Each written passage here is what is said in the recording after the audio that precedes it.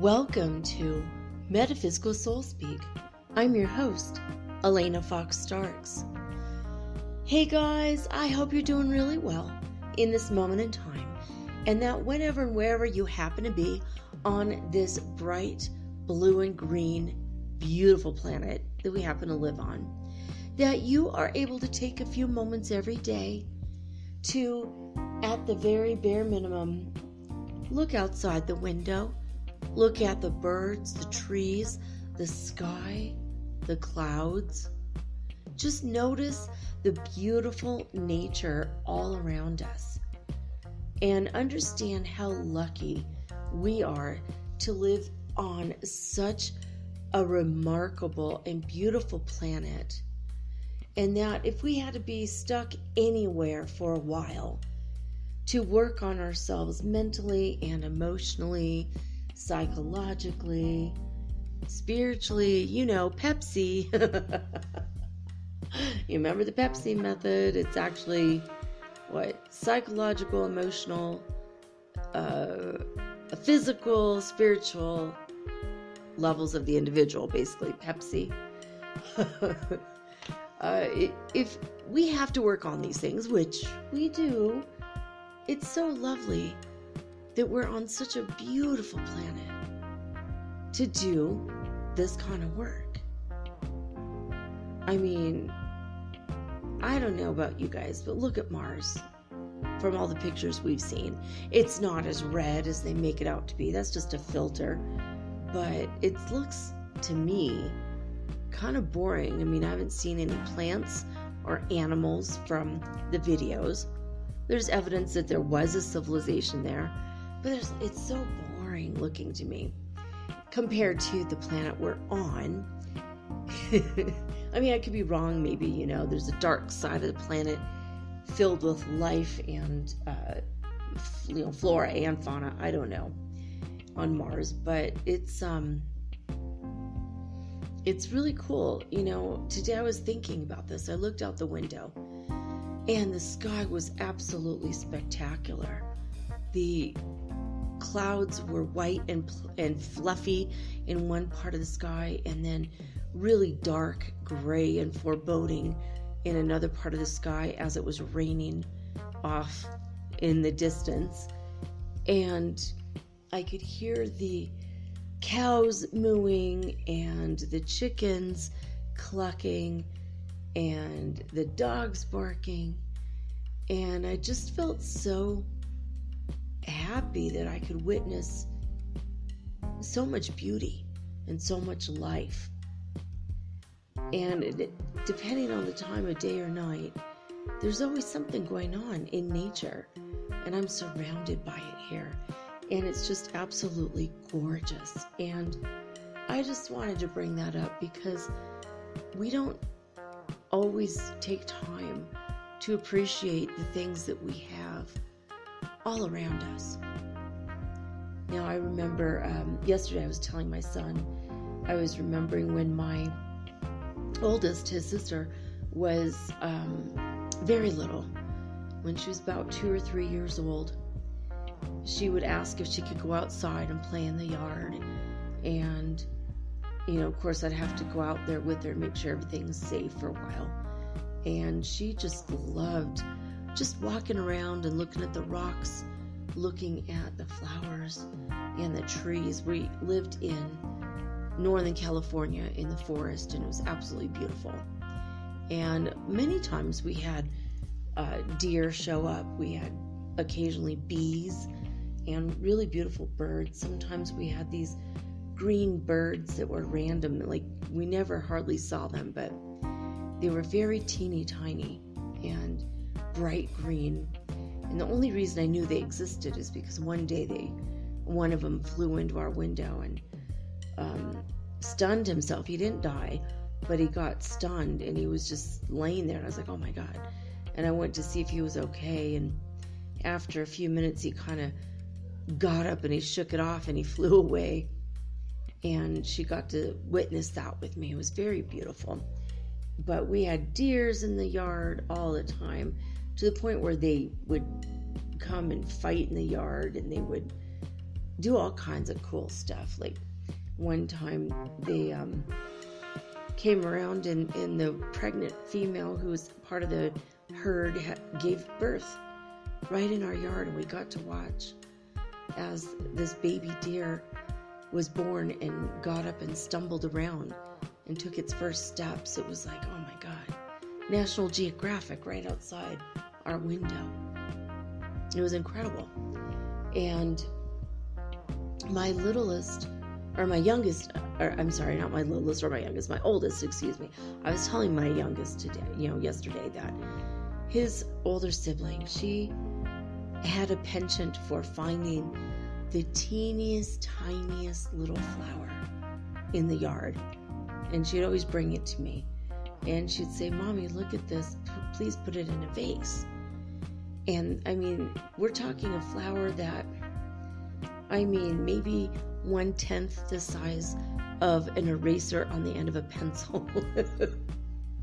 Like the tiniest flowers that I don't think I ever would have noticed. And she would pick it, and the stem would maybe be an inch long, not much bigger than that.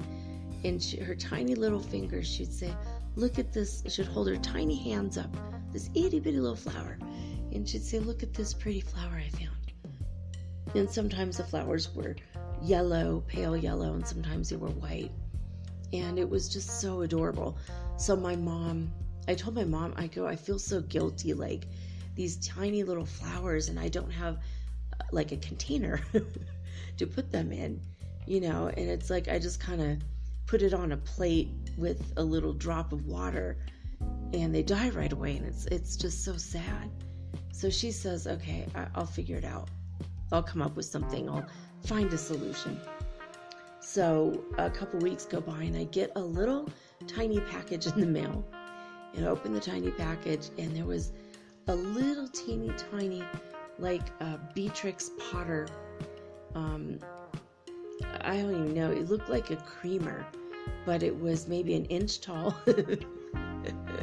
and like half an inch across, and it looked like a little creamer, like that you'd put like milk in to pour milk into your coffee, that kind of creamer, but it was a miniature.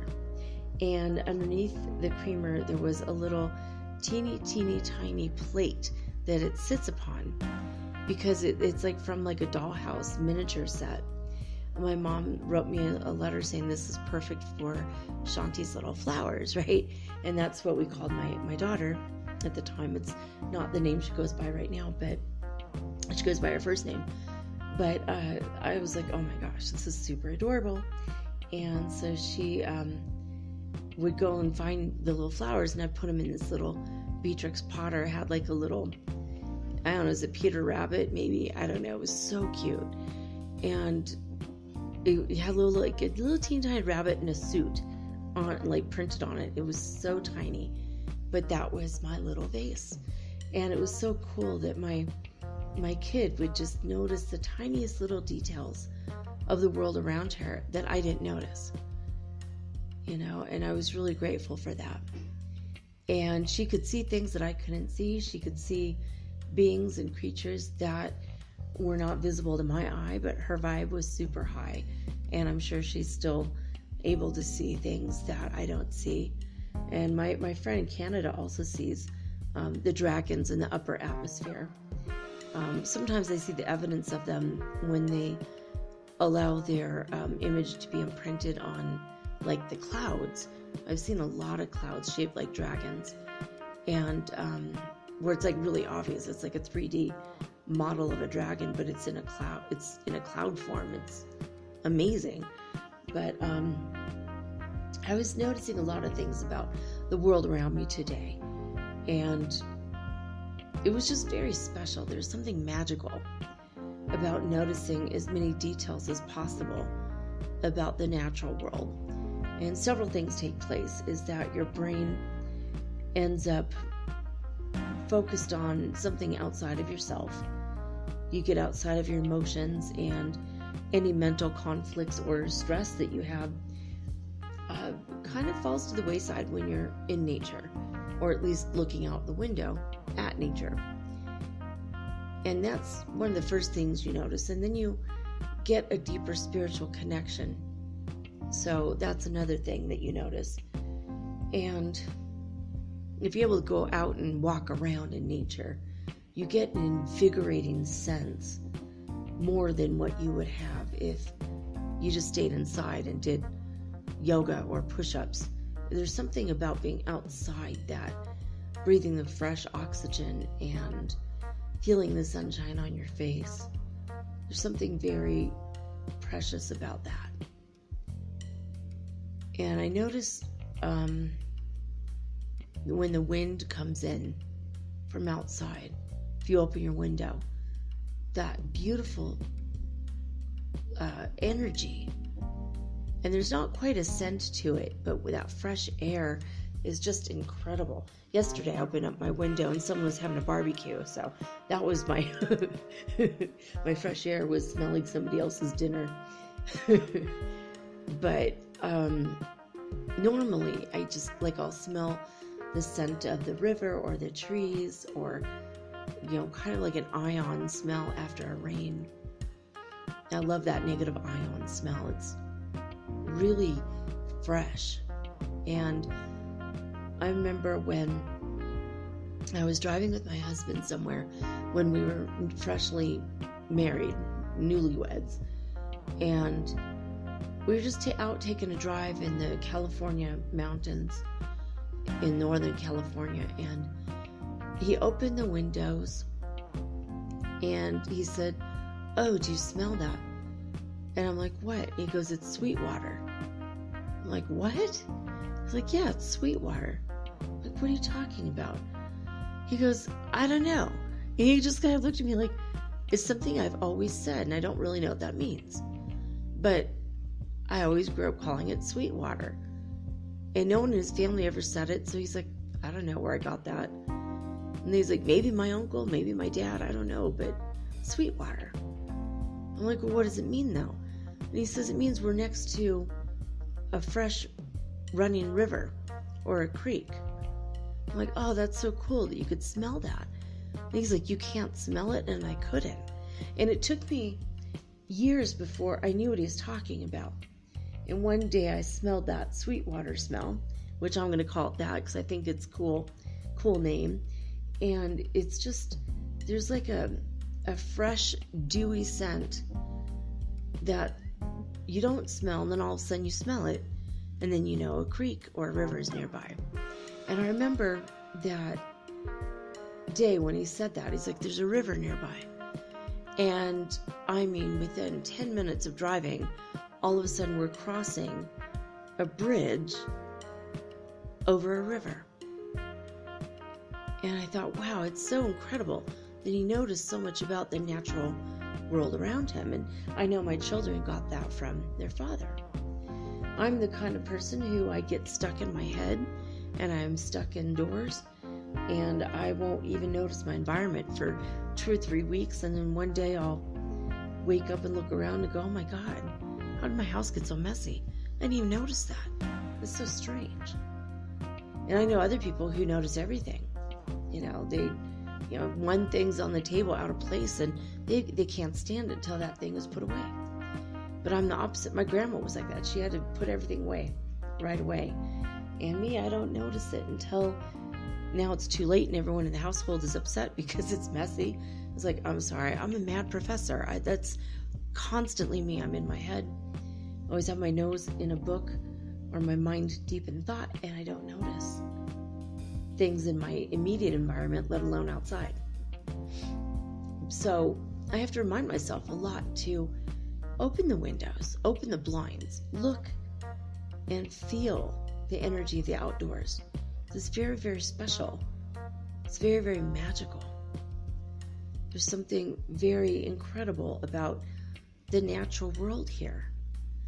Now, what if it's a situation where you're in a global pandemic and you can't go outside, or it's the dead of winter and you can't go outside, or it's too hot to go outside because you live in a very hot place and it's summertime?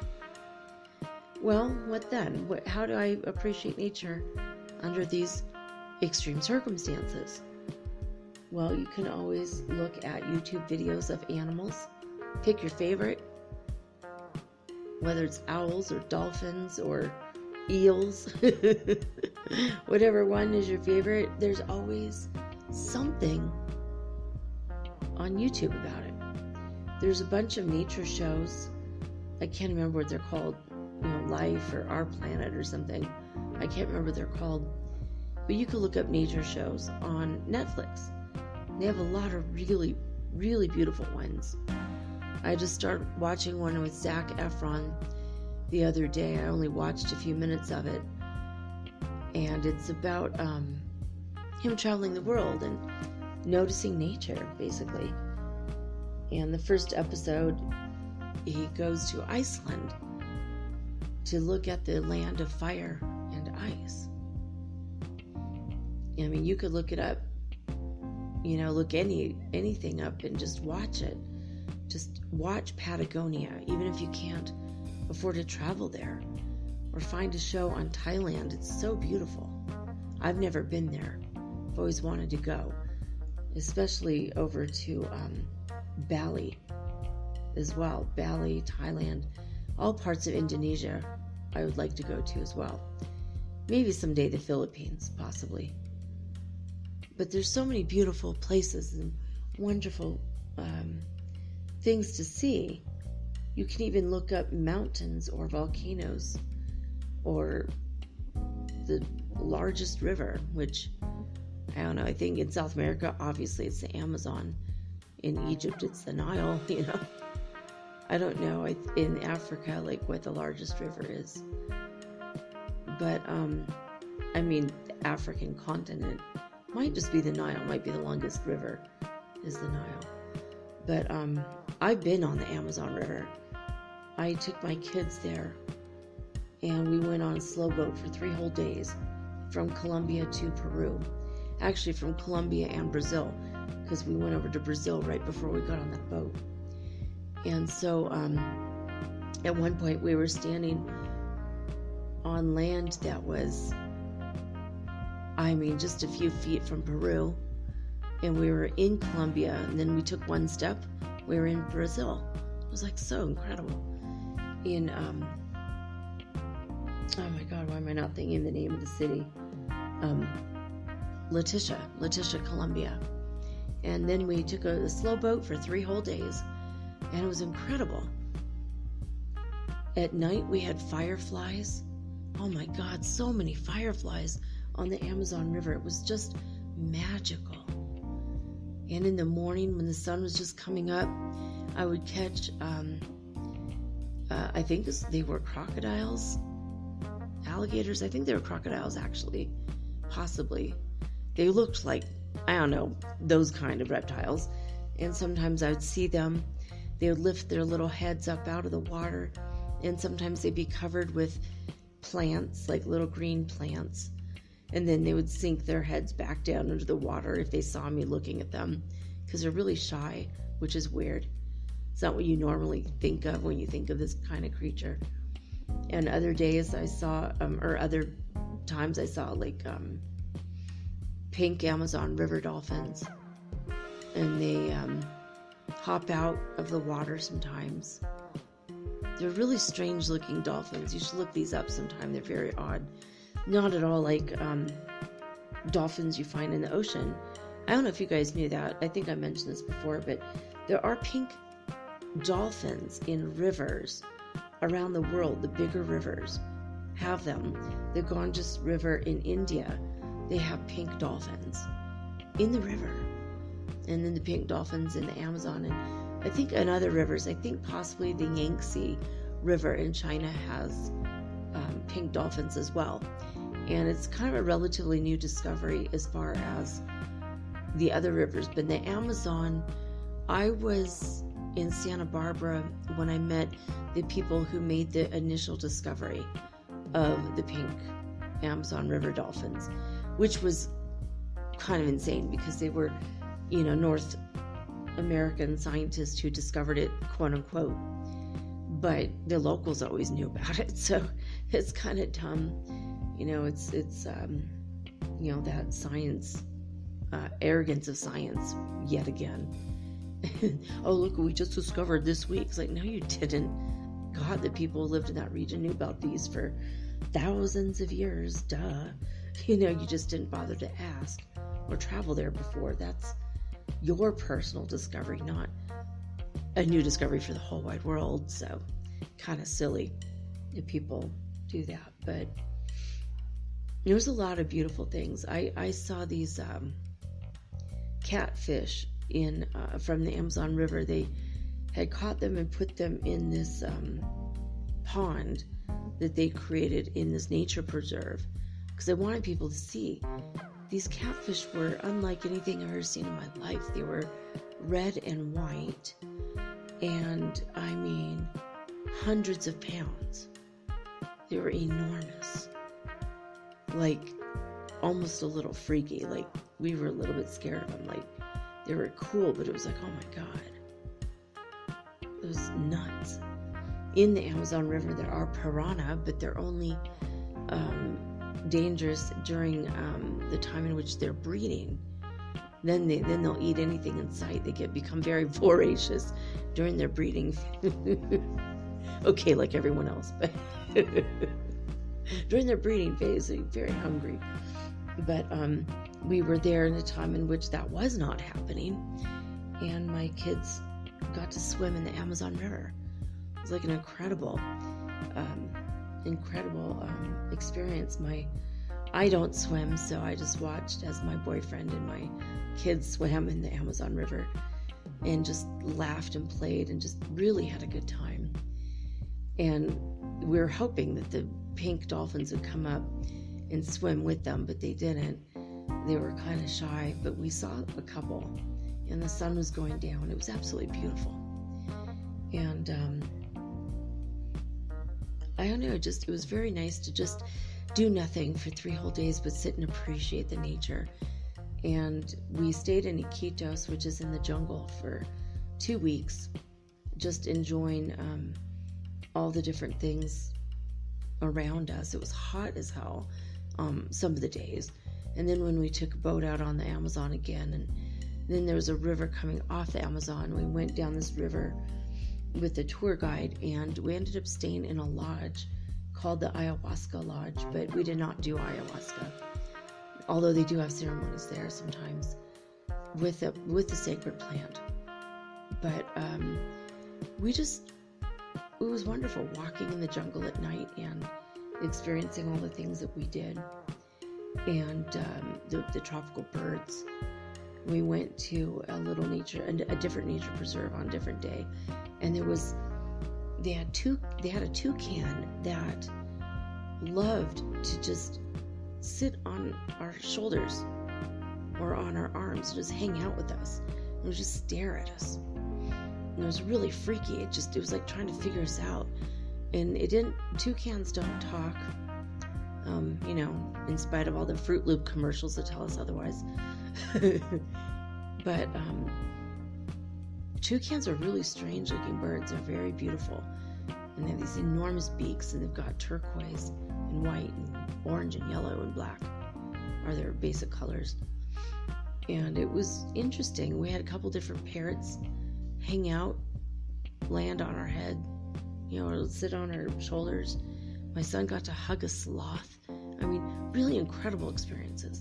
And I got to play with the monkeys, and the anaconda snake he and I had a moment. It was just beautiful to be immersed in that. And when the tour guide said it's time to go, I got really sad. And I didn't realize how empathetic monkeys could be. And one of the monkeys looked at me and was looking kind of sad. And I said, I have to go, and I'm not going to see you again for a very long time, if ever. And that monkey jumped into my arms and wouldn't let go. And he just kept hugging me for a very long time, like 10 minutes. And the guy kept going, we have to go. I'm like, but the monkey won't let me go. I have to wait because the monkey has to hug me. He needs that extra love, And the guy's like, we have to go, and his purpose was to get us over to the place where we were going to swim, or where the kids were going to swim in the Amazon. But I was like, but the monkey, I could have lived there for the rest of my life, hugging all the different monkeys. There was like 10 different species of primates in this place, and it was absolutely incredible just to be around them. They're so loving and so intelligent. And the sloth, oh my God, what a sweet little guy. He hugged my son for like 20 minutes. And my son was so happy. He said, I just think it's one of my favorite animals now, Mom, because there's so much love. The radiating love, right?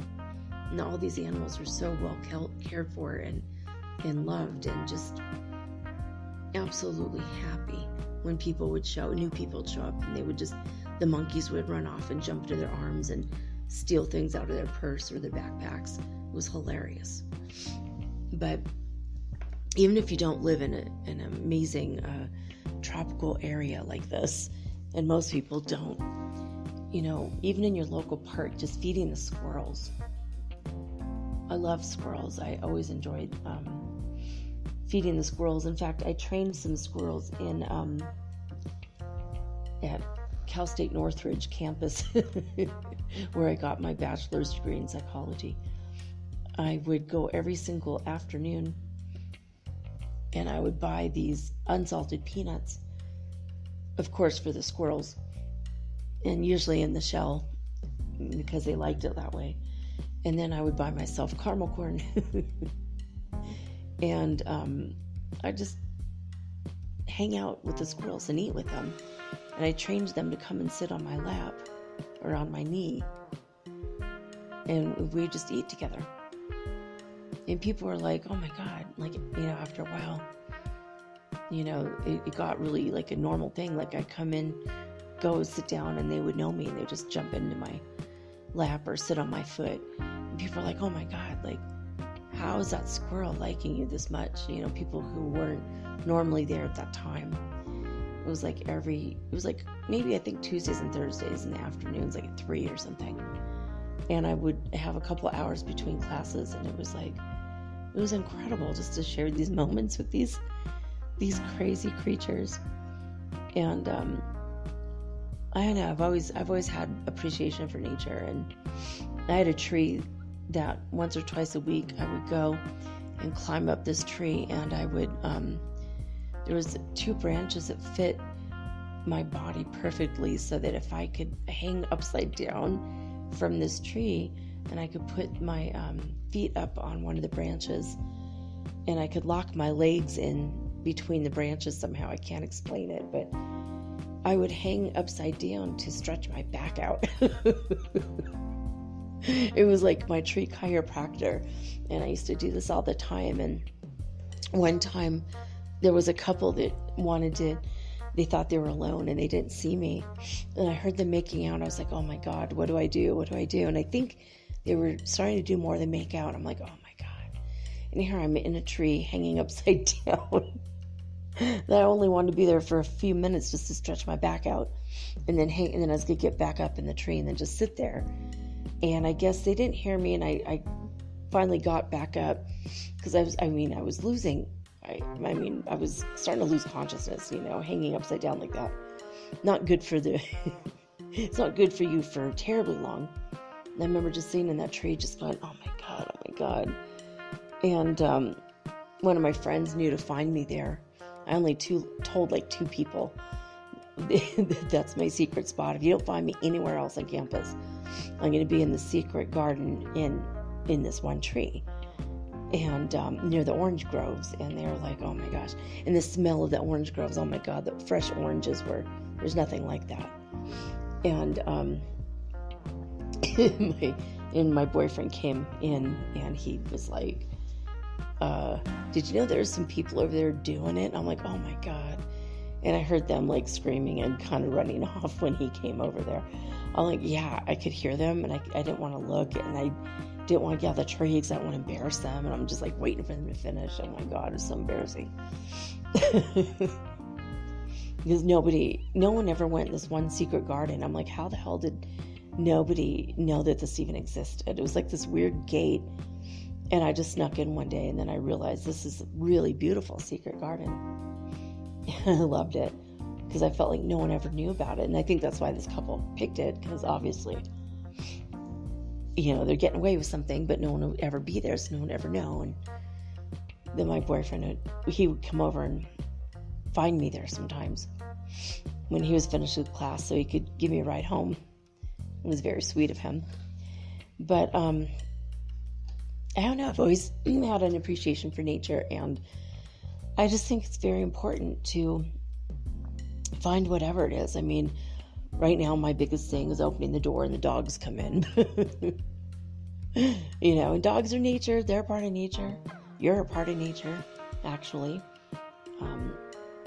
But I don't know. I mean, the wolf dogs, they were here together today, and just so happy to be inside with us. And we pet them. I mean, the COVID quarantine has been lifted here, and people are starting to get back out there, although the neighbors are really scared. They're all staying home still. They're still quarantining. People are self-quarantining here. They're just like, you know what? We've been stuck indoors since March 17th, and here it is coming up on August 17th. So for 6 months, we've been stuck inside. It's been really crazy. But they just finally allowed people to go back into the parks just this week. And my landlady was telling me how grateful she was, because she really missed Park Paradise, which, if you ever come down here, this is the best park in the world. I've never seen a prettier park, and I've gone to a lot of parks in my life. This place feels like you're just stepping into the seventh dimension. It's like heaven. It's absolutely, oh my God, so incredible. I mean, there's rocks that are like 10 feet tall in like a bunch of grassy areas. There's bridges over rivers.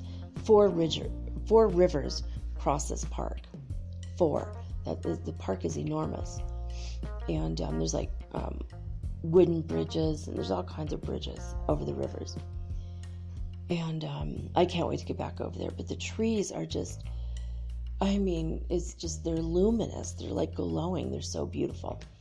And there's swans on the river. I mean, it's like, I don't know, something that, like, if you saw it in a movie, it'd be like the representation of heaven or something. It's absolutely incredible place.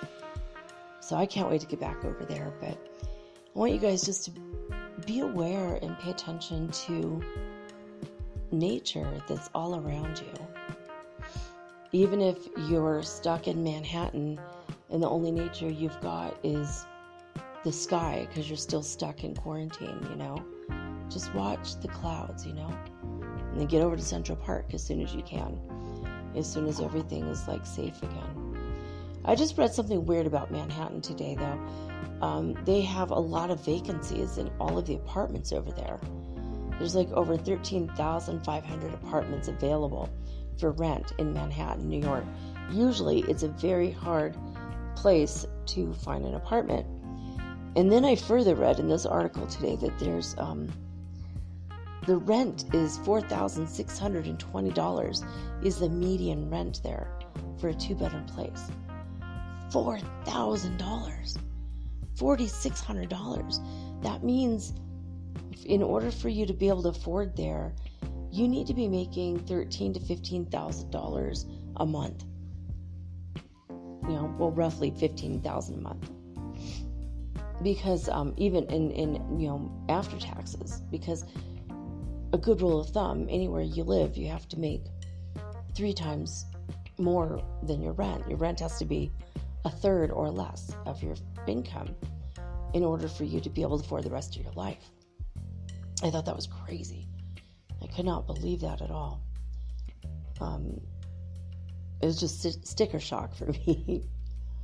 One time I looked into real estate in New York City just because I was bored one day, and I love real estate. I like picking a city and just looking at the houses and the apartments and trying to figure out what the people are like there and what do they do for fun and where do they live. And when I broke my leg, I looked at a lot of real estate, and it's super entertaining for me. I'm a real estate nerd, I guess. And I saw this beautiful townhouse. It was a brownstone, actually, in New York. I thought, oh my God, this place is so beautiful. And it was only $15,000. And I thought, what the heck? It was small. It was like a 2-bedroom place with a little room that could be made a 3rd bedroom. And it was absolutely beautiful, though. I mean, I'm like, how the hell can I afford New York right now? This is crazy.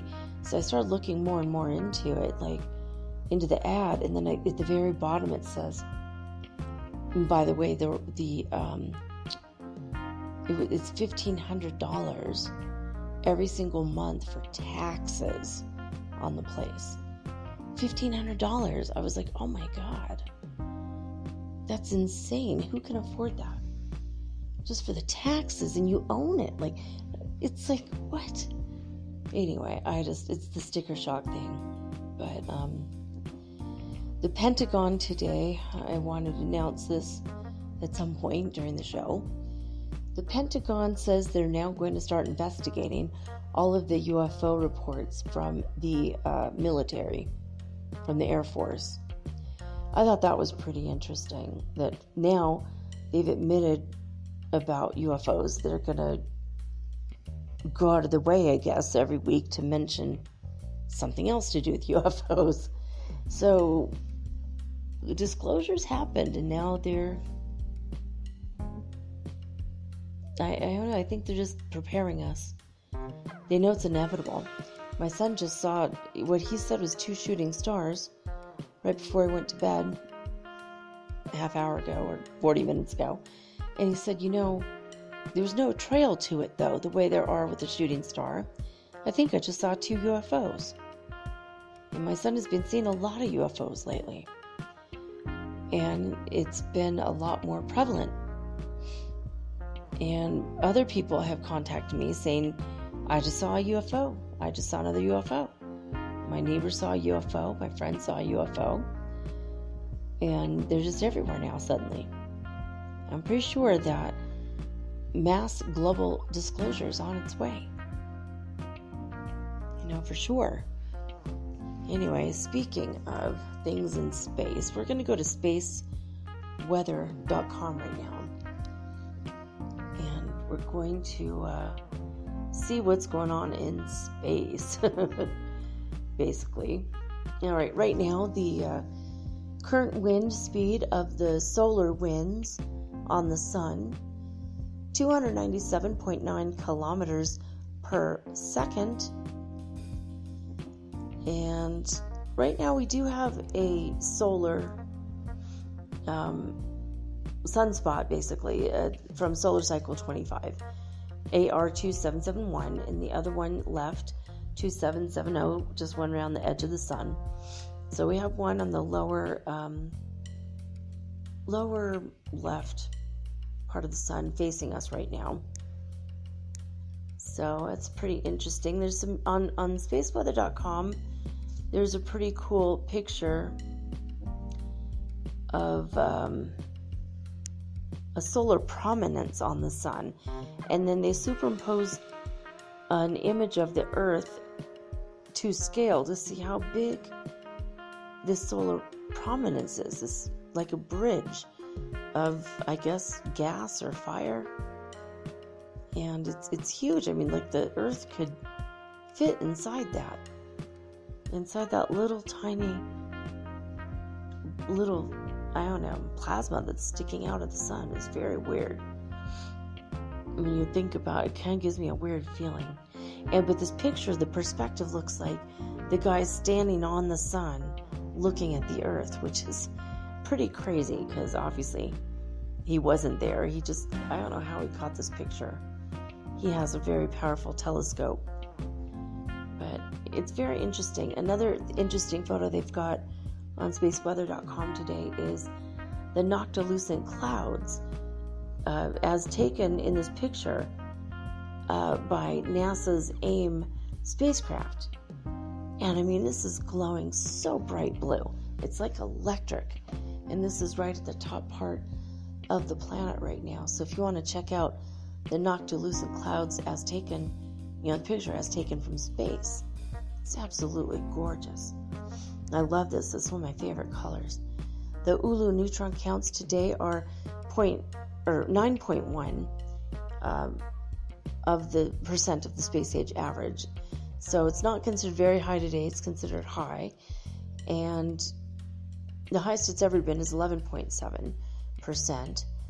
And it's had a 48-hour change of 1% lowered.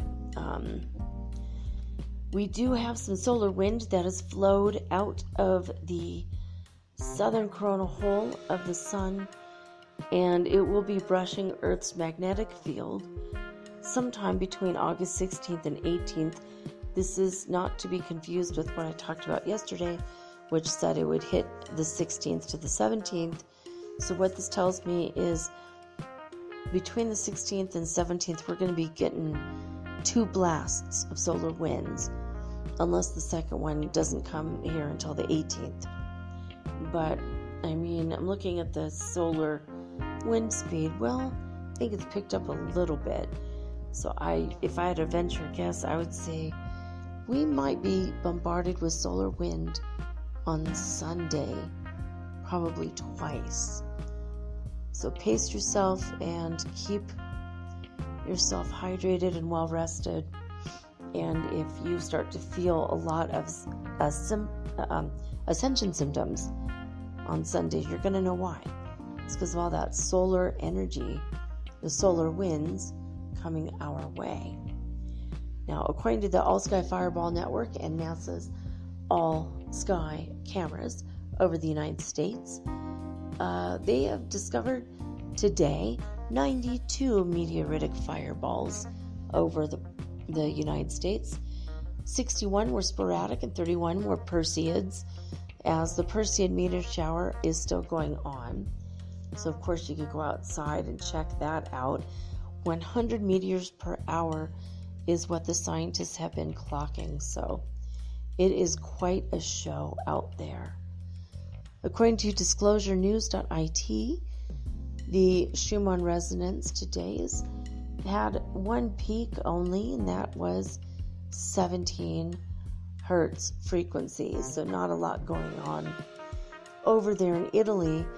And as far as the heart math is concerned, their graph is not showing up at all. So right now they're having like a little bit of a glitch on their system, and I've tried, and I just tried it again, it's not working. I've tried several times, so I don't know if you guys remember this, but they did just move their server over to a bigger server with more space to hold their massive website, and it took them 2 months, and finally we got them back online, and they've always been 2 days behind. So I see this blank spot where the graph of the magnetometer is always, and now it's just blank. I have a feeling maybe they're fixing it so that we will be able to once again get the numbers of the Schumann Resonance in real time. So fingers crossed that they could get this done this weekend. All right. We've been reading lessons from A Course in Miracles for, 356 days already. You may find this at acim.org. This is the Foundation for Inner Peace website. So I'm going to go ahead and read the lesson for today. Again, it's 356. You can find it at acim.org, or you could go ahead and download A Course in Miracles app. There's a bunch of them. Pick the one you like and roll with it. I highly encourage doing the lessons on your own and really delving into the material, because it will create miracles in your life. All right, lesson 356 is this. Sickness is but another name for sin. Healing is but another name for God. The miracle is thus a call to Him. Sickness is but another name for sin. Healing is but another name for God. The miracle is thus a call to Him. Father, you promised you would never fail to answer any call your Son might make to you. It does not matter where he is, what seems to be his problem, nor what he believes he has become. He is your Son, and you will answer him. The miracle reflects your love, and thus it answers him. Your name replaces every thought of sin, and who is sinless cannot suffer pain. That your name gives answer to your Son, because to call your name is but to call his own. Sickness is but another name for sin.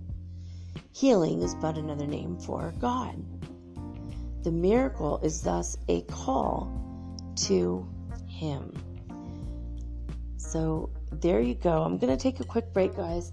And when I come back, we're going to go over the Earth Changes Report.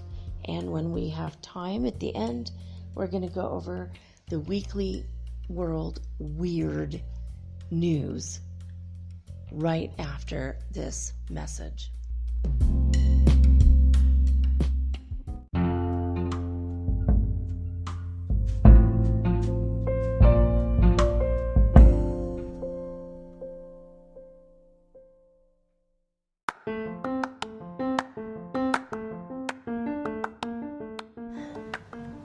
If you haven't heard about Anchor, it's high time you did. It is the absolute easiest way to make a podcast. First of all, it's absolutely free. Second of all, they have creation tools that allow you to record and edit your podcast right from your phone or your computer. You guys have known that I've been doing this for 8 months using the Anchor.fm app right on my cell phone, and I have done it everywhere, right? I have recorded this in my living room, my bedroom, little cafes in Quito, Ecuador, all over Cuenca. It's so absolutely easy to make your podcast, and editing is just a snap. Anchor also will distribute your podcast for you, and it took me about 2.5 months to become syndicated, and now I'm available on Spotify, Apple Podcast, and many more, and so can you. You can make money from your podcast also, and there's no minimum requirement. You get paid from your very first listener. It is everything that you need to make a podcast all in one place. So please, if you are interested in making a podcast of your very own, do not hesitate to start with Anchor. Download the free Anchor app or go to anchor.fm to get started today.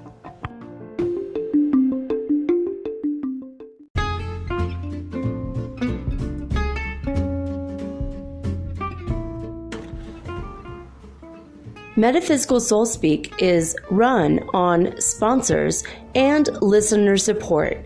This means listeners like you. If you are so inclined to support my efforts and my little podcast, please visit me at anchor.fm/metaphysical and pledge an amount of your choosing today. Thank you.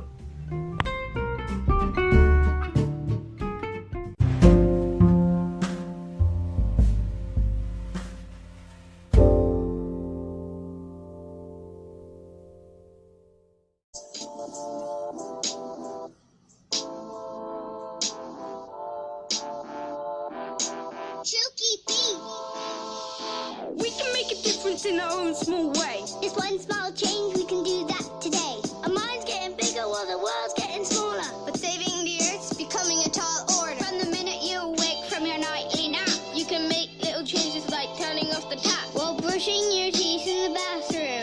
You can cycle or walk your way to the classroom. Cut down the fuel you used to get started.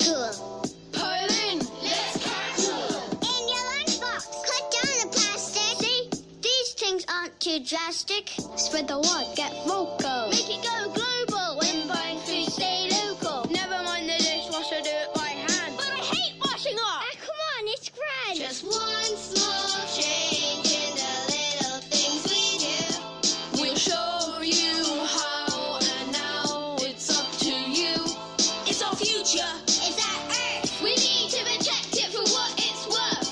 It's our future. It's our earth. We need to protect it for what it's worth. Since we found out the earth was sick, we knew we had to do something quick. The earth is our family and our friend. We need to mend it before it ends. This is our home, so don't destroy it. Everyone should do their bit. Ice caps melting, seas getting high. Homes will be flooded, polar bears will die. The sun's getting hotter, the rain won't fall. I'm afraid we won't survive at all. Recycle the plastic, please, it's free. You don't want that ending up in the sea. It's like people use this planet as a bin. Pick up your trash, that's where you begin. Temperature is rising, we are realizing. We must act now, there's no compromising. Just one small change in the little things we do. We'll show you how, and now it's up to you.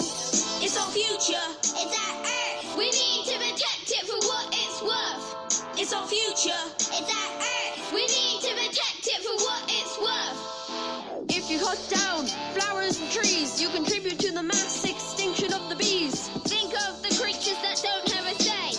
There has to be a better way. There's no higher being to save the earth. We've got to do something before we get hurt. At school we know what to do. But my question is, do you? Just one small change in the little things we do. We'll show you how, and now it's up to you.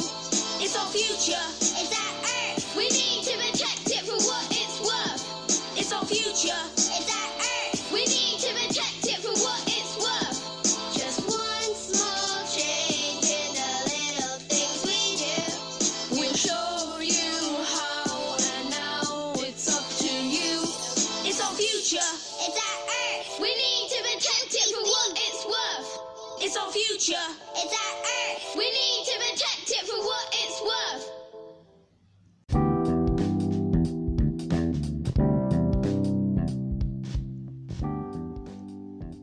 Alright guys, it's time to jump right on into the Earth Changes Report.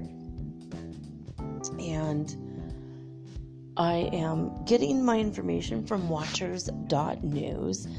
I don't know if it's all the news in the whole wide world, but I think it's a woman running this website, and she's so far doing an incredible job with keeping us up to date and informed of all the things that are going on. So I've been doing my Earth Changes Report for quite a while now, and I think it's important that when we look at what's going on around the world, we can have love and compassion and understanding for what other people are experiencing. We've all had our fair share of disasters, definitely tragedies, traumas, and so we have the ability to have compassion and love for others. And that's why I do this, is that this gives us an opportunity to exercise these parts of our being, and from our heart and our soul, we could send love and compassion and the energy of positive change and radiate who we are at our core, which is pure love. So as I read these, I will give suggestions if I could think of them. Some of these things I don't know what to do for, like if there's a big sinkhole, I don't know, send them the energy of filling it up. I mean, but I'll do my best. But I think we should just, no matter what, pray for everybody in all of the areas of the world that we're going to speak about tonight. And I'm going to, at the end, read to you some weird news stories that I found on Coast to Coast AM. At least I read the headlines, and if any of these articles stand out or need absolutely need further explanation, then I go ahead and open up the articles and I read them to you.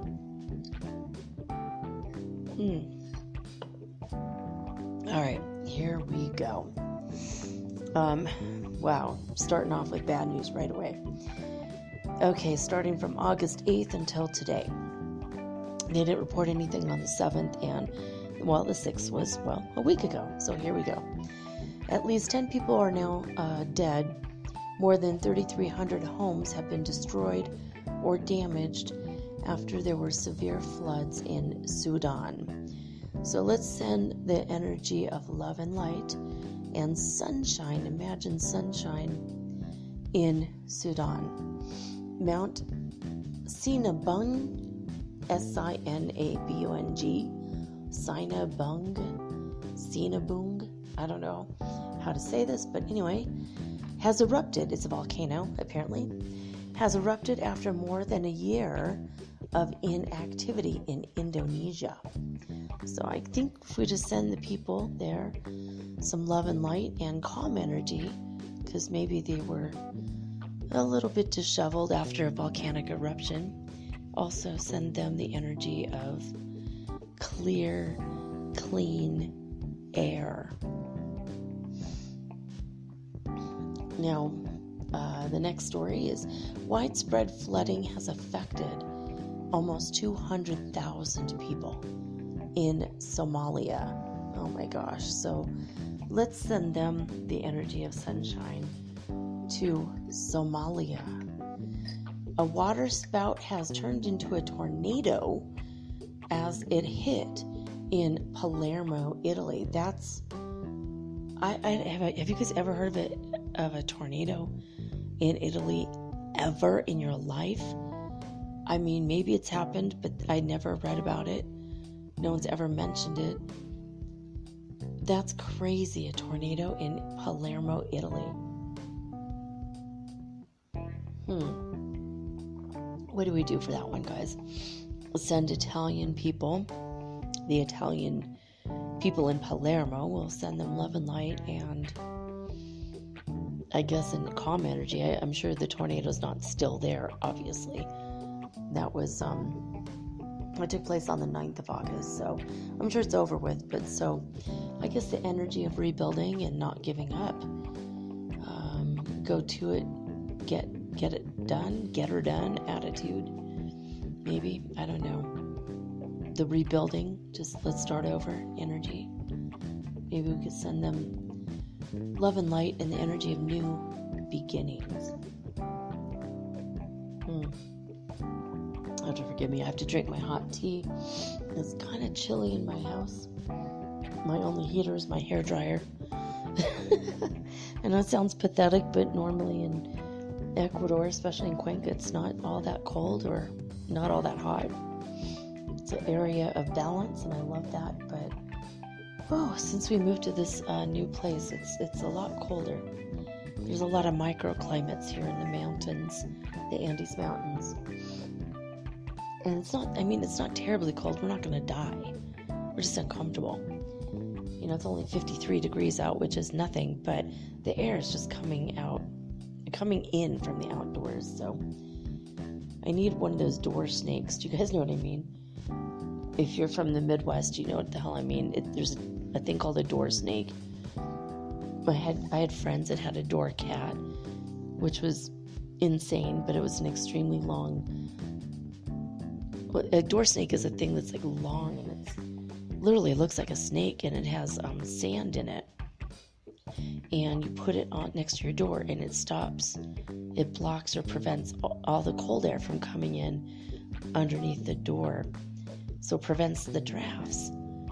And what's hilarious is my friend's mom didn't like snakes. They freaked her out. So she sewed a door snake in the shape of a cat. It was extremely long, and it was really hilarious. But it did work. You know, she didn't have a draft in her front door, which when it's 40 below zero, it's important to never have a draft in your front door. In Detroit, man, wintertime starts to come around and everybody puts massively thick plastic up on all the windows. And we certainly did do that. It's really crazy cold there. I can't believe we survived it. A winter there. But, yeah, I need a door snake. It's very cold in here. Oh, if I had a sewing machine, I could sew a door cat. Maybe I will. Maybe I'll buy a little $25 portable sewing machine off of Wish, because then I know where the fabric stores are downtown. I could sew a couple things to keep us a little more weatherproofed over here. They have one really expensive heater you could buy here, and after that there's like no other. I just need a little tiny heater, so I've already ordered one from Wish. It should be here in the next month, so probably when it heats up here we won't need it anymore. We'll get it.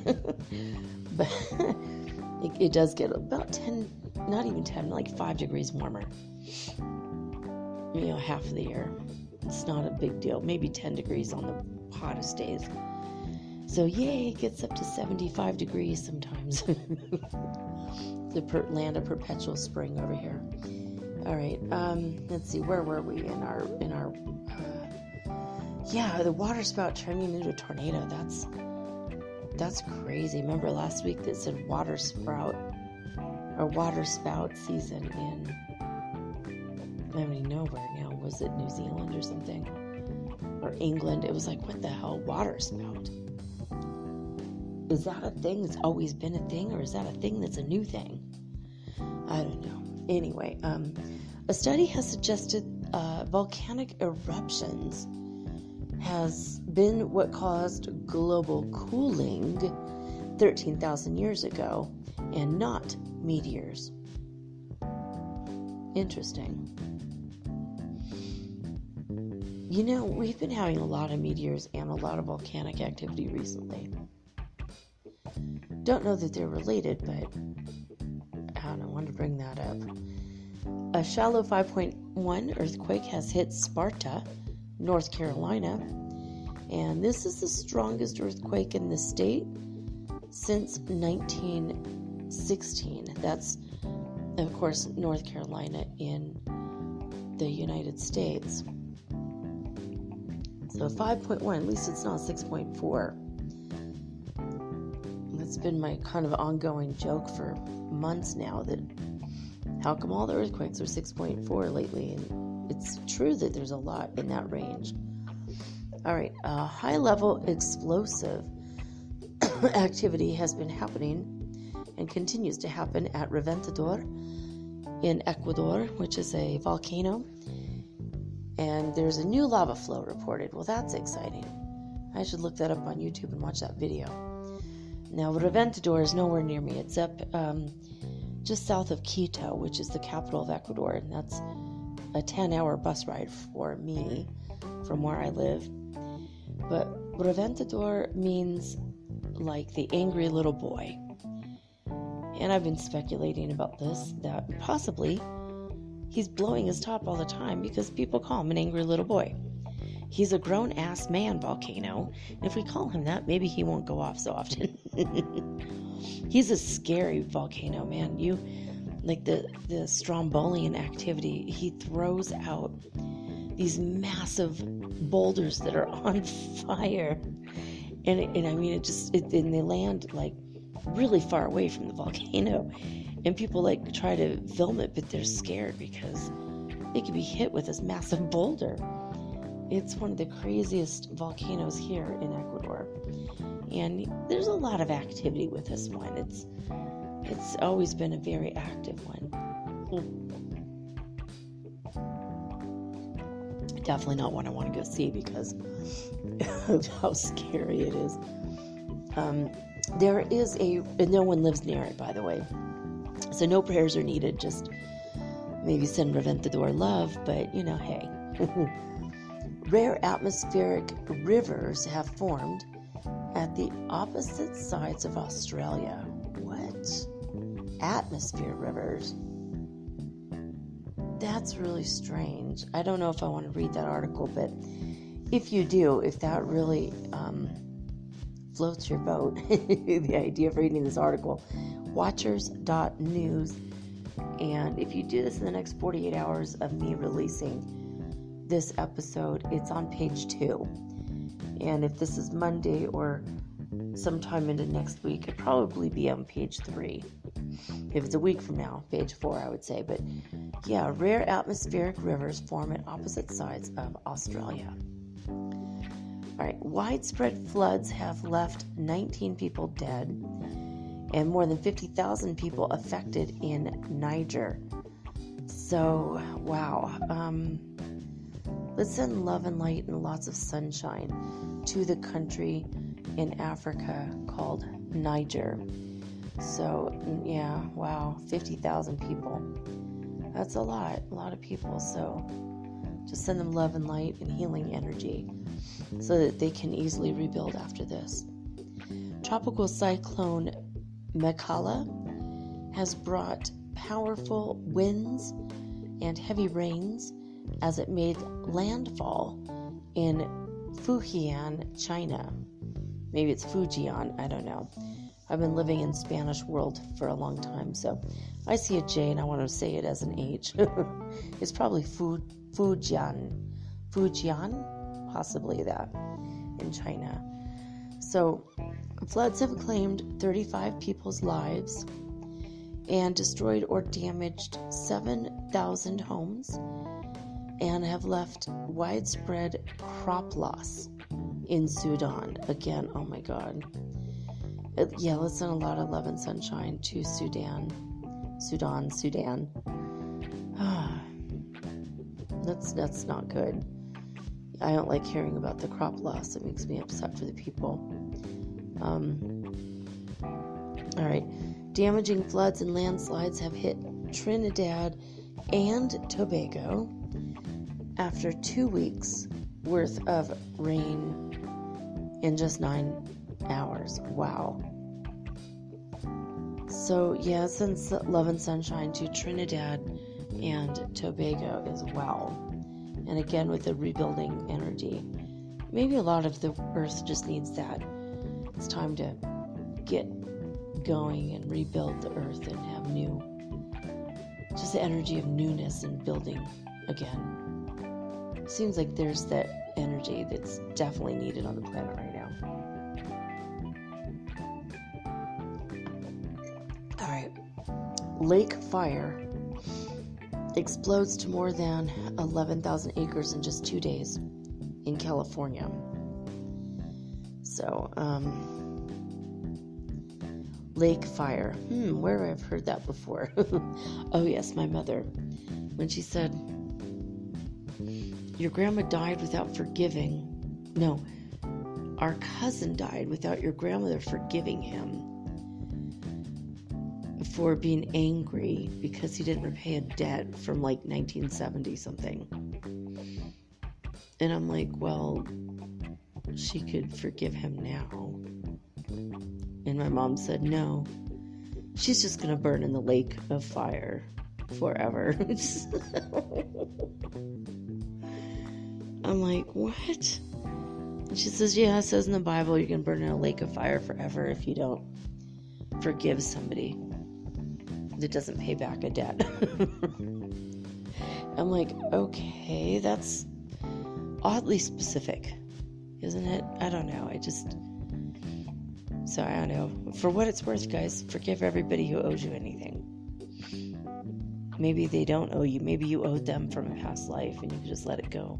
And be pleasantly surprised if they pay you back now. But I guess my cousin had borrowed $18,000 for a house for his new bride from my grandpa and grandma. And my grandma never forgave him for not paying her back. Because he couldn't. He just didn't have the money, And she couldn't let it go. And I doubt she's burning in a lake of fire forever. I don't even think that's a real thing. If you don't forgive somebody, then you just hold it with you until you let it go. Until you forgive them. Yeah. All right, that's not what they're talking about. California is Well, in some places seeming like hell, with the lake fire.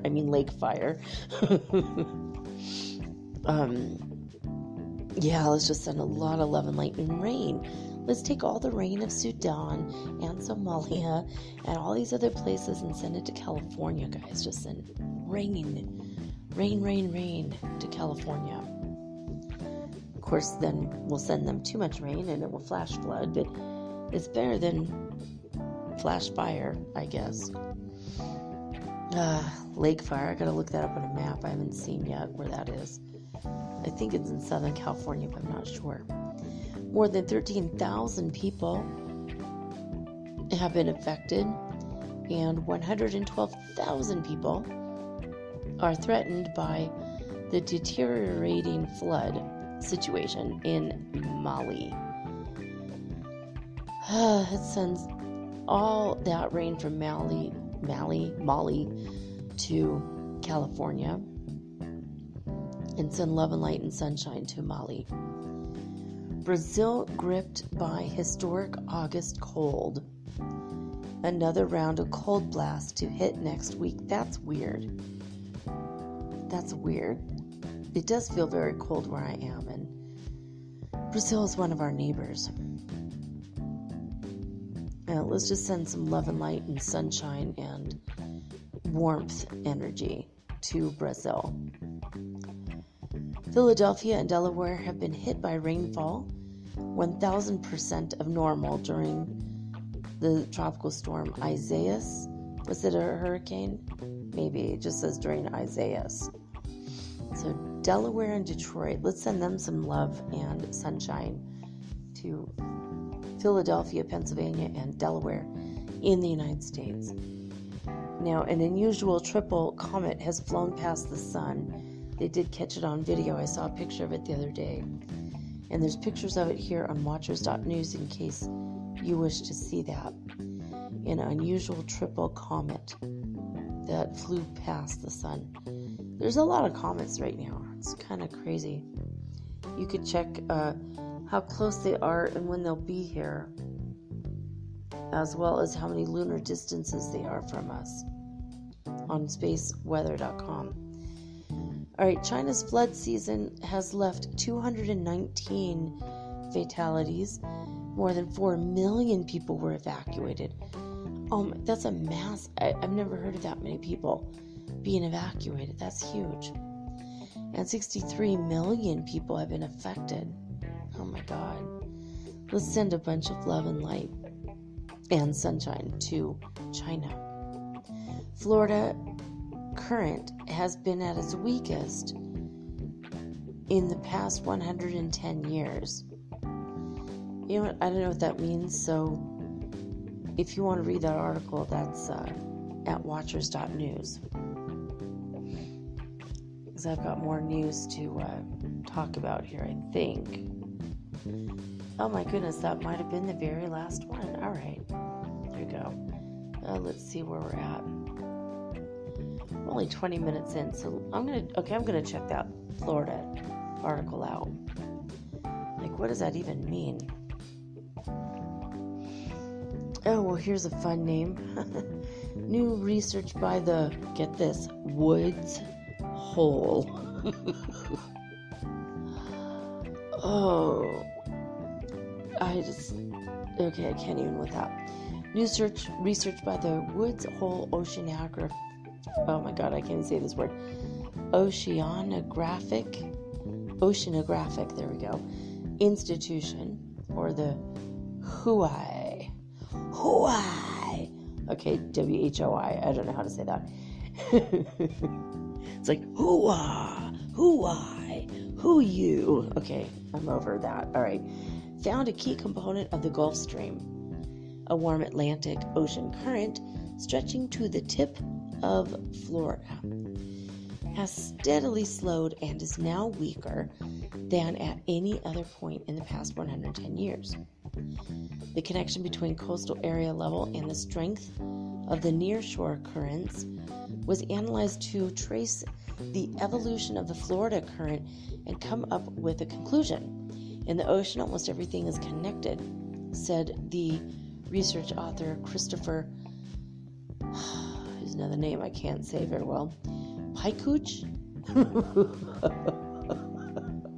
So glad I opened up this article. Piekuch, Paikuch. There's no good way I could say this. I'm sorry, Christopher. I can't say your last name. An assistant scientist at the Physical Oceanographic Department of Hawaii. We can use those connections to look at things in the past or far from shore, giving us a more complete view of the ocean and how it changes across space and time. Ooh, that was a good line. Almost put that one on a t-shirt. Hi, Cooch. I'm like 14. Okay. Specializes in coastal and regional sea level change, and he used a connection between coastal ocean level and the strength of currents near the shore to track the evolution of the Florida current. So the Gulf Stream flows north along the South Atlantic coast of the United States and eventually east into the North Atlantic, of course, carrying properties that affect the Earth's climate, such as heat, salt, and momentum. Sounds like a bar I went into. I'm just kidding. Because almost constant records of water level date back to more than a century along Florida's Atlantic coast, Paikuch was able to use mathematical models and physics to widen the reach of direct measurements of the Gulf Stream. This led him to his conclusion that the current has weakened steadily and is weaker now than any other time in the last 110 years. I don't know much about that, but boy, there's a really beautiful picture of these purple and blue clouds in an orangey peach sky above the ocean, and they're reflecting into the ocean, and the ocean looks pink and blue. So that's a very pretty picture in case you want to go check it out. Anyway, you can read the rest of the article at Space. No, I'm not. I'm not on Space Weather, excuse me. On Watchers. Watchers.news. All right, that's it. We're going to go now to coasttocoastam.com. They have some pretty weird headlines. We're going to see what we can see from their news. Okay, well, this is interesting. From levitation to super strength, Christian exorcist on why 1973 classic is real.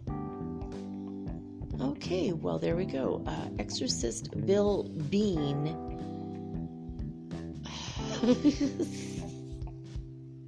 I just can't even with these names, I swear to God. Okay, Bill Bean, B-E-A-N, just the way it sounds, Bean, tells Daily Star online about the chilling ways demonic possession presents itself and claims that he has seen cases of levitation and superhuman strength. Well, it doesn't mean someone's possessed, does it? I mean, maybe they're doing these things because they're possessed, but I mean, if I could levitate, I would. But just saying, if you have any demons near you, practice love. Send them as much love as you possibly can. You know what love is to a demon? It's going to make them go away from you. It's like kryptonite. Try it. If you ever feel any negative energy towards you from someone, just send them love. Send them love. See what happens. It's kind of crazy. All right. Glaciers in New Zealand's southern Alps have lost over half of their ice in the last 400 years. Wow. A study finds the mountains have lost 62% of their glaciers since the end of the Little Ice Age 400 years ago. That's according to Mail Online. And the Exorcist article also is on Daily Star, by the way. So COVID-19 will spur new robot friends and helpers. Well, that's cool. That's really cool. Socially assistive robots have interacted with people, and they now can perform household chores, Well, I tell you what, guys, if it could do my dishes and also clean my toilets, I think I'm going to allow Rosie in. That's what I'll call her, Rosie the robot, just like on the Jetsons. I mean, wow.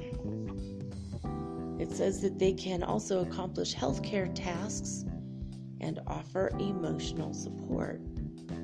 Well, yeah, I mean, can't be worse than a narcissist in your home. So, hey. Wow, can you guys imagine? Do you guys want robot friends? Robot helpers? Sex robots? Why not?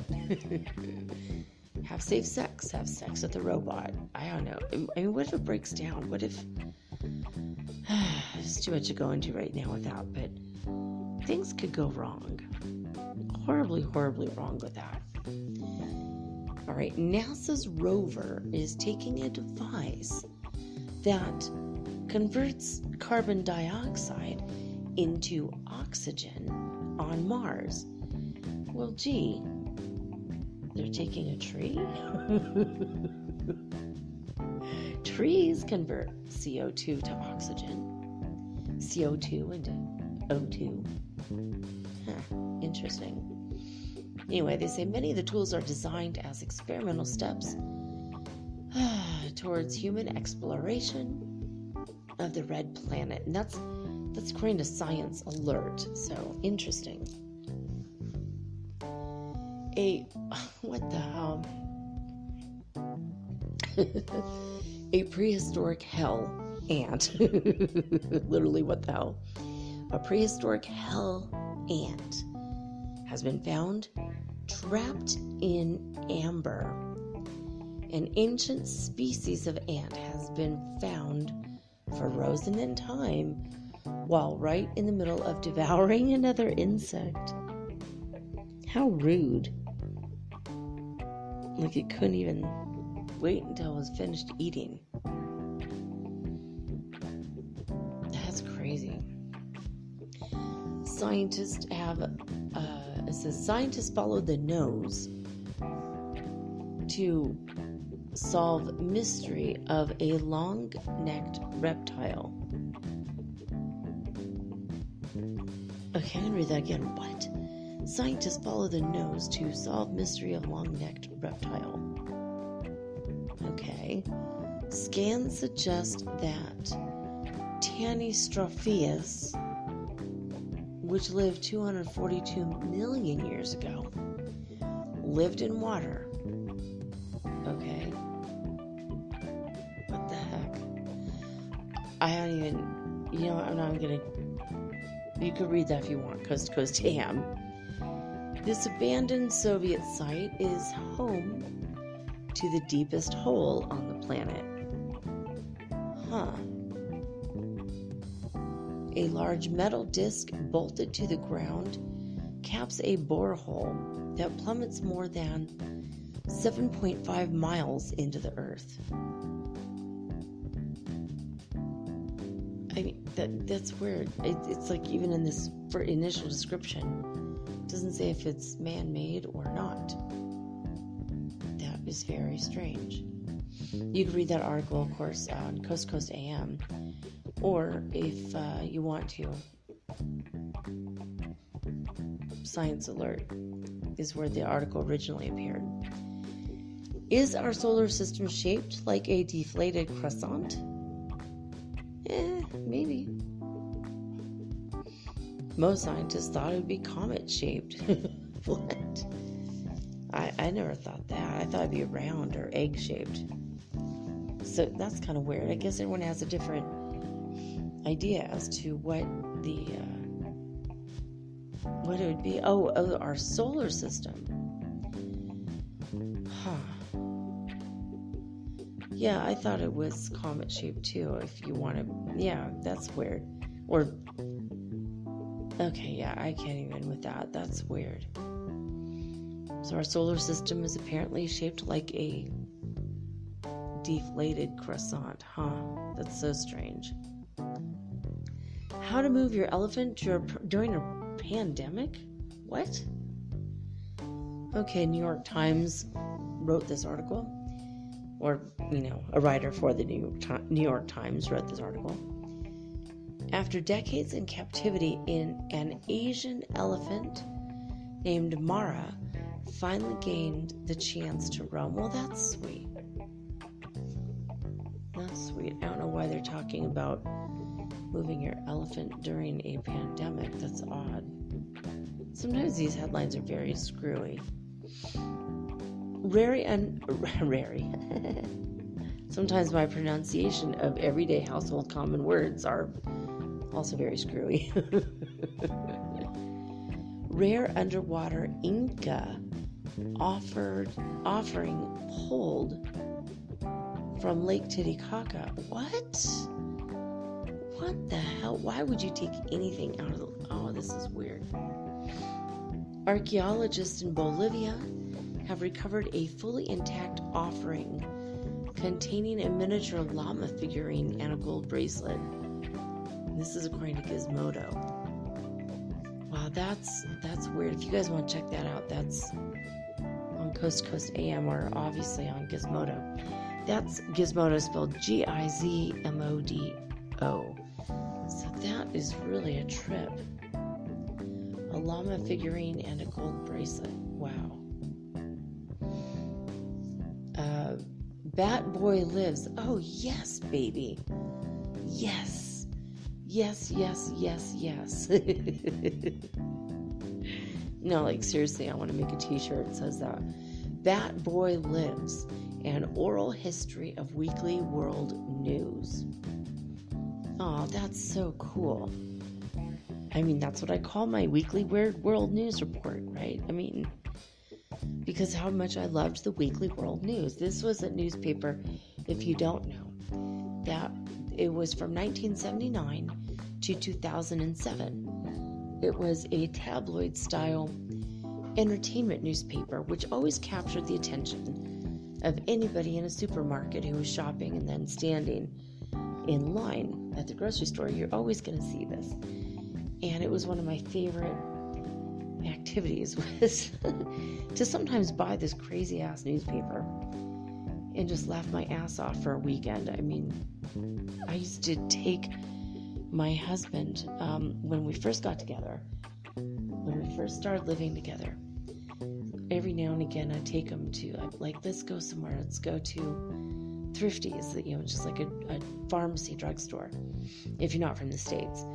And so we would go there, and they would have the weekly world news. So I'd go around just getting snacks or whatever. And then as we're standing in line, I would say, oh, we got to get this paper. And he had never read that paper. He's like, what is that? He's like, I've always seen that since high school, but I haven't really ever really paid attention. What is it? I go, oh my God. The first time we ever read this together, I grabbed the paper and I said, come on. And I said, sit down. And he's like, what? It was like late at night. It was a 24-hour Thrifty's. It was like around midnight. And it's before we had kids. I'm like, sit down. We're going to read some things. And well, we were really high that day and we were reading about Bat Boy. And he's like, none of this shit is true. This is total bullshit. I go, that's what makes the weekly world news so great. It is hilarious. And I think a lot of it's just bullshit. It's just meant for entertaining. Like a woman accidentally swallows her dog and look how fat she is now. Or just insane things that are obviously not true. They talk about aliens, Aliens came down to abduct me and we ended up having a wedding ceremony. And now I'm having triplets. They're half alien, half human. I don't know if they'll breathe the atmosphere.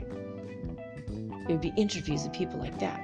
They're either fake interviews or insane people that they're making fun of by publishing the article about them. Anyway, I loved the weekly world news. And I'm sad that in 2007 it ended. So, oh man. So anyway, this tabloid captured the attention of supermarket customers with its bombastic headlines. And according to Mental Floss, there is now an oral history of the weekly world news. Yeah, in the weekly world news too, there was like Bat Boy, which is like a a half bat, half boy that lived in a cave, and we don't know if this guy actually saw what he thought he saw. Basically, a boy with really insane ears that looked like a bat living in a cave, but he started giving tours of this cave, and it actually saved his town because of the tourism. Just like a lot of things that we suspect are not really real. It's possible Nessie, the Loch Ness Monster, is real. Or it's possible that there's a little town on the shores of the loch that really needed an economic boost, and suddenly there's a hoax or legend, depending on if you're skeptic or a normal person, that the Loch Ness Monster exists. Same thing with Ogopogo in Lake Michigan. I mean, there's a lot of them. So, ancient terror crocodiles had teeth the size of bananas. That's a good name for them, terror crocodiles. Oh my God. Scientists take a new look at the extinct jumbo Deinosuchus. I don't know how else I can pronounce that. Anyway, they find out that it truly lived up to its name, according to CNET. Terror crocodiles. Yeah, that sounds about right. If the year 2020 had a spirit animal, I think that's a terror crocodile. That is our spirit animal for this year.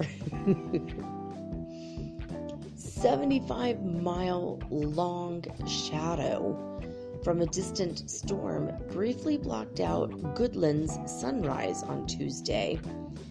I guess that's somewhere near Denver.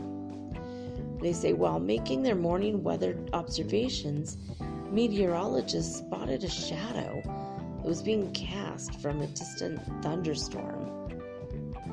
That's very strange. I'm not going to read the article, but strange headline, right?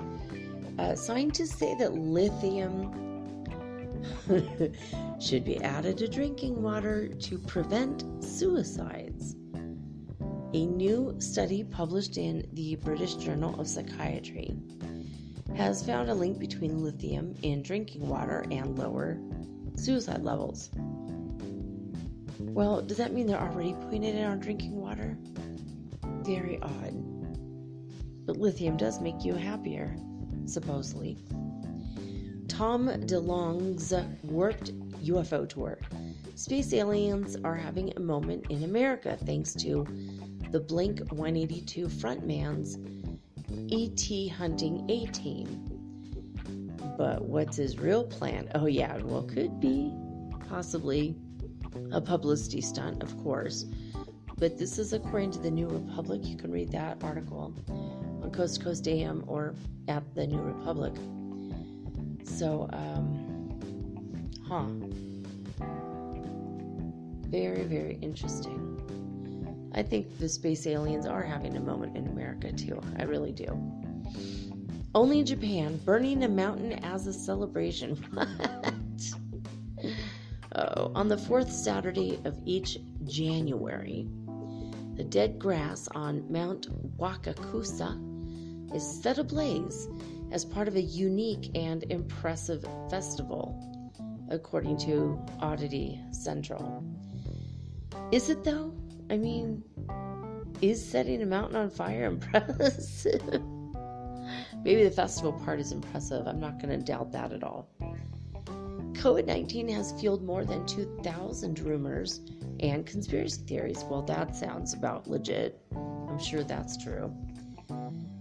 Such false information can have serious consequences. These rumors were linked to thousands of hospitalizations and hundreds of deaths according to Live Science. That's crazy. I have heard a lot of crazy stories. I heard that if you have a lot of sex, you won't get COVID. It's like, no, I don't think that has anything to do with it. That's crazy, right? There are a lot of weird ones out there about that. Talking to the dead in the Sunshine State. Okay. Author Sarah Gerhard, or Gerard, maybe it's Gerard, I don't know, Sarah Gerard, was searching for facts for a lost friend and for what could not be explained. Well, it sounds like it could be explained to me. I mean, talking to the dead. That's about it. You guys know me, I talk to the dead all the time. Alright, according to New York Times anyway, that's what went down.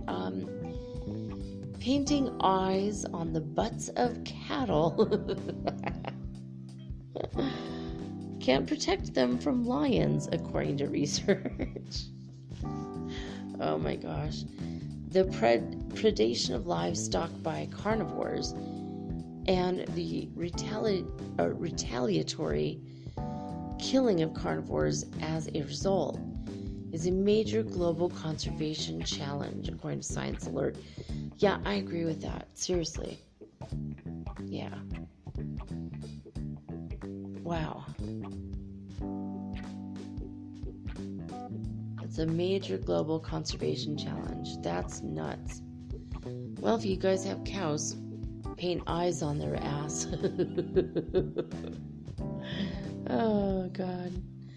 I guess if you do it just right, their tail will look like the nose. And okay, we're not going any farther with this metaphor. Yeah, okay, forget it.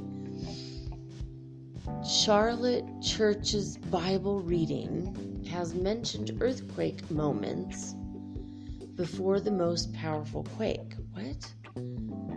This is odd. According to abc11.com, a Catholic church in North Carolina, which had a portion of 1 Kings for the Bible for its reading during an early Sunday morning mass, found the verse unusually timely. Very interesting. Oh yeah, remember the 5.1 earthquake? That would be weird. If everyone was at church and then someone reads a Bible verse about an earthquake and then a few minutes later an earthquake happens, that'd be pretty scary. Like, oh my God, what you think about, you bring about. It's one of those kinds of moments. That's really crazy. All right. Another UFO and strange noises have been reported in Berisso, Argentina. Will this be the one that finally opens the disclosure door in Argentina? Well, that's a good question. It's asked by Mysterious Universe. So crazy. All right. The Arecibo Radio Observatory has been damaged. Whoa. According to Space News, a broken cable created a gash 30 meters long in the main reflector dish. Wow. That's too bad. Arecibo Radio Observatory was built to search for extraterrestrial intelligence in the universe. In case that sounded familiar to you, you couldn't quite place it. That's what it is. So wow, crazy. All right, Europe's earliest bone tools have been found in Britain, and the bone tools came from a horse. I didn't know horses could use tools. The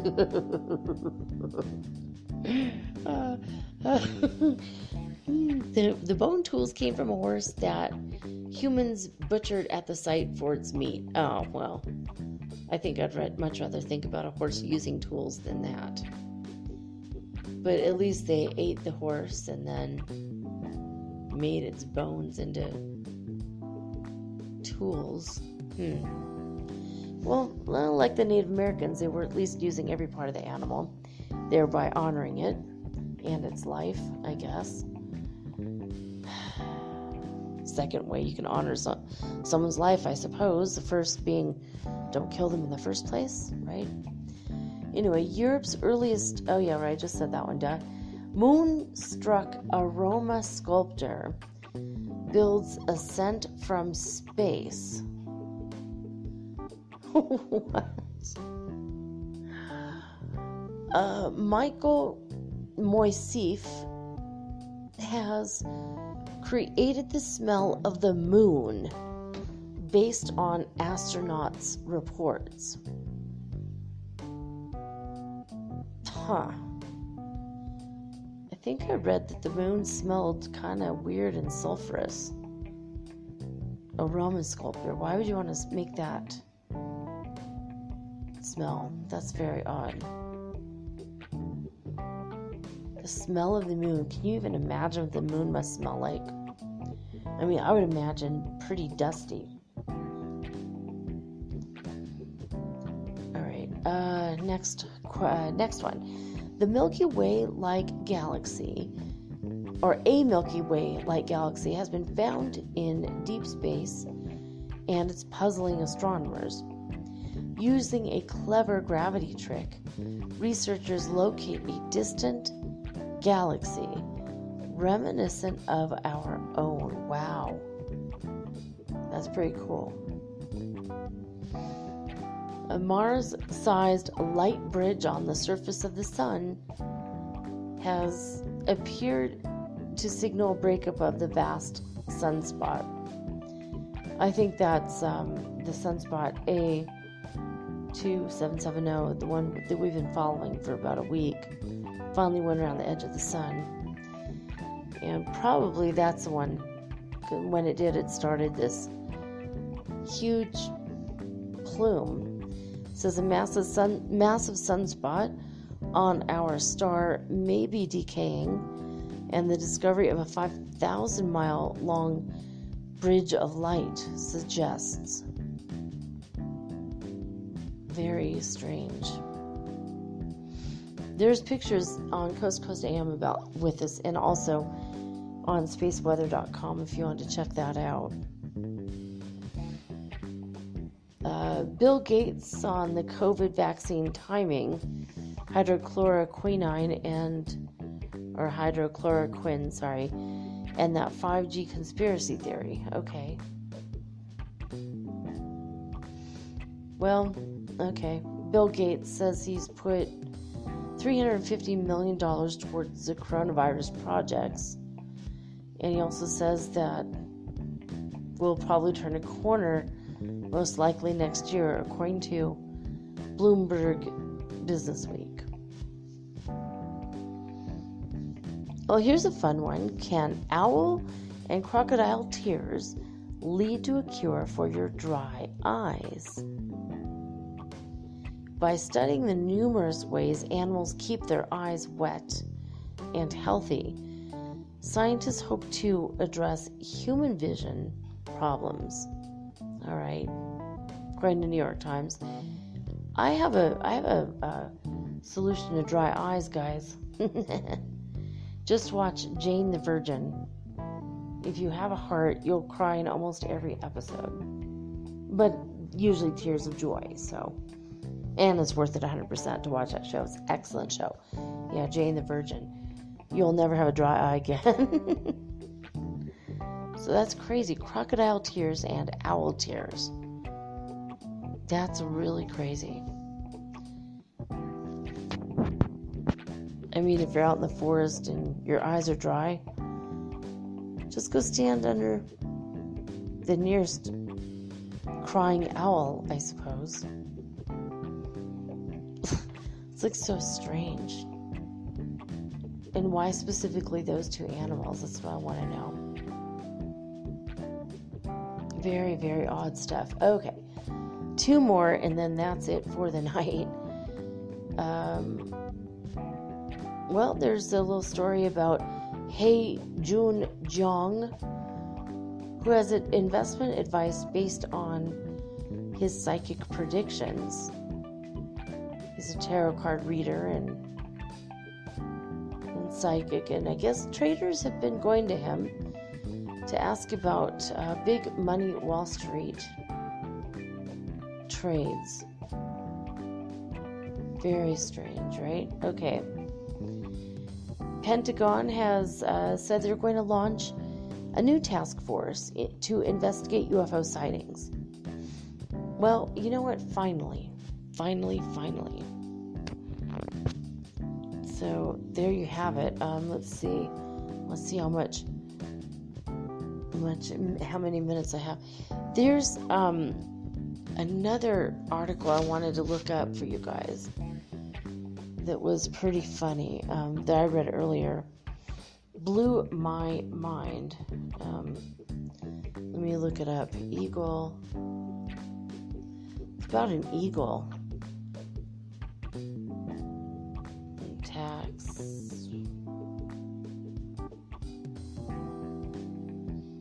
Of course, a bunch of videos come up.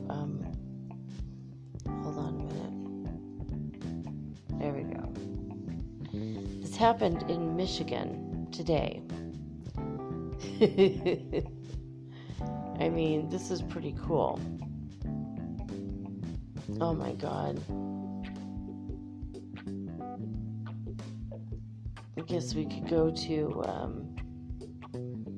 theguardian.com. It's all over the news. Happened about 9 hours ago, so if you don't listen to the news, you probably haven't heard it. But so check this out. According to theguardian.com, a bald eagle has attacked a government drone and sent it to the bottom of Lake Michigan. This is up in the Upper Peninsula, the Upper territory they call it. Wow. So a drone was about 162 feet in the sky when a bald eagle has attacked it and tore its propeller off, probably mistaking it for a rival bird or a snack. I don't think so. I think maybe it just hates the government. In a rare case of nature taking on a man-made machine and winning, a bald eagle has attacked and destroyed a government drone that was flying above Lake Michigan on an environmental monitoring mission. Well, I'll tell you how the environment's doing. It's doing so crappy that eagles want to attack your drone. That's how bad it's doing. The Phantom 4 Pro Advanced quadcopter drone was 162 feet in the sky when it is thought that the bird of prey attacked. So that's crazy. The drone has one of its propellers torn off and it spiraled from the skies, sinking to the bottom of Lake Michigan. Awesome. The attack could have been a territory squabble, they're saying. Or hungry eagle. I don't know. I don't think that these speculations, I don't know. Well, maybe they're real. I don't know. I think honestly it probably had a weird whirring sound and the eagle hated the sound it made and just considered it to be a threat. Probably a threat to the environment, you know. It's pretty crazy. So the pilot of the drone, his name was Hunter King. Oh, with these names all night. Had been mapping the shoreline erosion to use in the agency's efforts to document and help communities around Lake Michigan cope with the high water levels, when suddenly it began twirling furiously.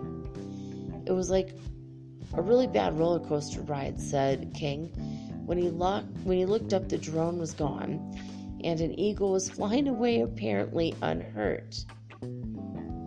Very funny. That is strange. All right, well, that's the last article I have for you guys for tonight. So there you go. I hope you've enjoyed this week of Metaphysical Soul Speak, the podcast, as well as today's episode. I wanted to take this opportunity in this moment in time to thank you for being on planet Earth at this time with me, because we're all in this together, and I'm grateful that we are all able to go through the Ascension together to the 5th dimension. I'm glad we've already gotten there, and also I look forward to raising my vibration even more and all of us going together, up, up, up, higher and higher, ever moving upward and onward to bigger and better things in higher parts of the fifth dimension. So why not? And I wanted to thank you for your continued confidence in me and my abilities and your constant listenership. And for those of you who have liked and subscribed and forwarded this show to other people that might be interested in spiritual things, I thank you for that too. I think that is really cool for those of you who have also posted on your Facebook groups as well as your Instagram. I wanted to just pretty much say thank you for your love, encouragement, and support. All right, if you wish to DM me, go to mermaidgirl888 on Instagram, and I will get back to you as soon as I can. And well, there you have it, guys. I will be back on Monday with all unique and original programming, just like always. Monday, we will get back to reading another installment of the Kaiba Lion by 3 Initiates. It's been a very weird read. This past week when I was reading it, I teleported to another dimension while I was still here, and I was reading 2 books at once. It was very weird. I think that book is a portal. We'll find out more next week. Anyway, that's all I gotta say about that and everything else tonight. I'm taking the next 2 days off to enjoy the weekend with my son. I hope you guys have a lovely weekend. I love you all. So that's it. I'm signing off with peace and joy and the high vibes of the holy fifth dimension. Until next time, guys, peace.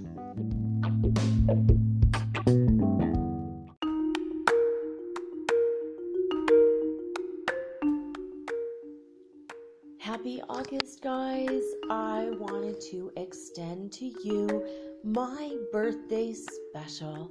I was born this month and I wanted to do something for you guys. Normally, my readings are $111 for a tarot reading or a psychic mediumship reading. That means I can basically help you talk to any of your deceased loved ones, your higher self, even God himself, or any of the ascended masters that you've always wanted to have a conversation with.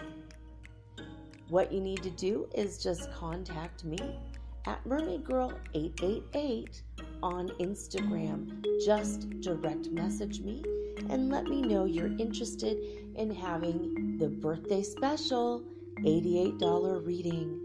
That is $33 less than my normal price.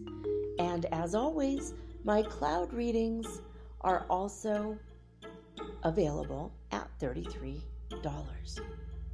So there you have it. Happy August. I look forward to hearing from you.